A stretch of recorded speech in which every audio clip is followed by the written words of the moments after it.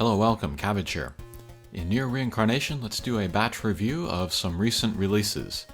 And apologies up front, I could have done this before Final Fantasy XIV came out, maybe when people cared more, but let's have a look. And in case anyone was wondering, none of this was super necessary to pull in the moment. A lot of this is good stuff, which if you pull randomly from now, you should work on, but yeah, if you saved up for Final Fantasy XIV, then going for Noel in particular was probably the best choice. Alright, but first we had a banner with two characters on it. There was a Fractured Griff and Fractured Gayle. Let's look at Griff first. He is pretty average. He's good, but there's nothing about him that's super amazing, especially if you compare him to the two previous versions of him, the Abstract and the Lacrima.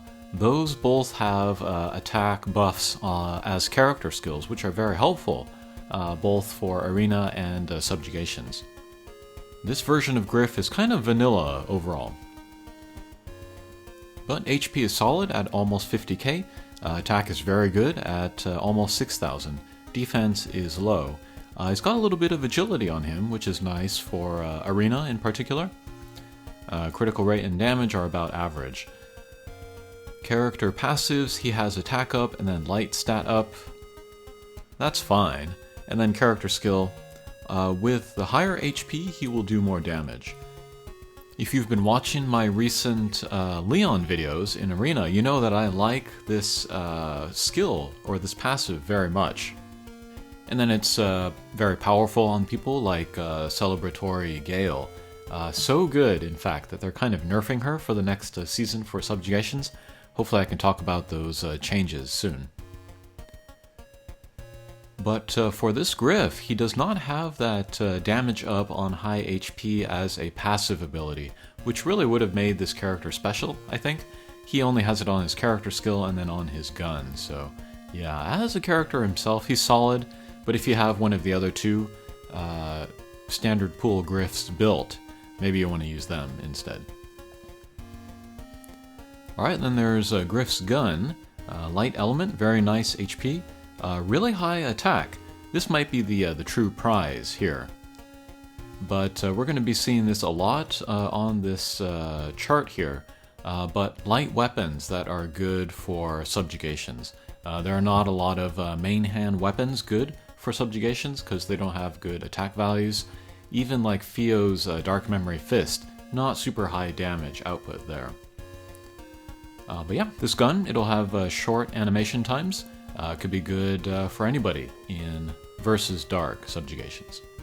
And then defense is low. Weapon skills, again, with high HP, you'll get damage up. And then a self-heal to help you with keeping up your HP. And then passives, attack up, and then, again, with high HP, damage up. So yeah, good weapon for subjugations. And then also with the high HP there, you'll be better able to take like the big damage attacks from the boss. Okay, next we have Fractured Gayle. She might be best for high difficulty PvE content, like Tower or EX Hard. But super high HP, over 60k.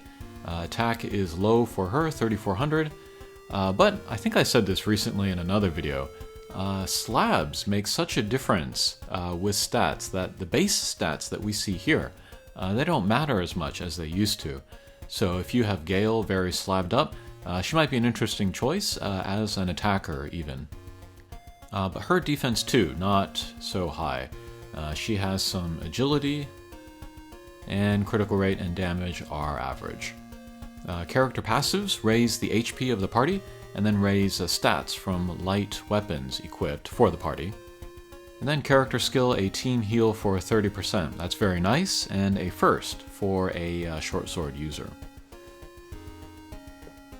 And then we look at her weapons, super high HP, low-ish attack, okay defense.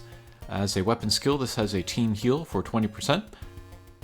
A combination of a weapon heal and then a character heal is super good and super reliable for high difficulty PvE, so yeah, nice package here. And then a team defense up buff, And then for passives, light damage up, a boon, so you could use this as a sub-weapon. That would also be nice with the high HP, and then HP up. So yeah, Fractured Griff and Gale, good, but maybe not necessary. That gun on Griff is pretty nice. Okay, next we have a Bloodless F66x. HP also very high, over 50k. Attack 4000, that might be the best of any F66x. Still wouldn't call her an attacker, but yeah, she could help out, I think. And then defense is okay, 3400. Teeny bit of bonus agility there. Critical is average. Character passives raise attack up for the party, and then raise stats of fire weapons. And then a character skill will heal the party, only 20%, but will also raise the damage of fire attacks. So she's kind of the super best fire support character, really good in the versus wind subjugations. And then her staff, this might be the single best thing on this entire chart, but previously I introduced that water staff, which Japanese players call the tsue tsue. This is basically the fire version of that, so really good staff. But super high HP here, low attack, good defense, and then weapon skills. Attack up by 30% for 30 seconds for the team, really good, and then raise the fire damage for the team as well. And then weapon passives, fire damage up, HP up. Those aren't as important. But yeah, excellent weapon. Could be even good to have multiples of these lying around. Alright, next we have Bloody Saryu. Really like her look, the beret and then the tartan skirt. I'd like to get her just for the looks. But HP also very high, attack is low-ish, defense is fine, agility and critical close to average. And then her role is very similar to Abstract Argo, like a water damage up that we see in the character skill for the versus fire subjugations. So if you had one, you wouldn't have to work on the other too much. But character passives, team attack up, and then team stats up for water weapons. And then her staff, water staff, very high HP, low attack, decent defense. Weapon skills, team attack, buff, 30 for 30, that's the same as the previous fire staff. And then an attack break for 30% for 30 seconds, so that's also really good for subjugations. And then weapon passives, HP up, and then a self-regen if you go down below a certain amount. That's okay. You really want to use this weapon as a main weapon on a support character. And then we have the kind of the odd weapons that appear on the banners for these characters. First we have a light greatsword.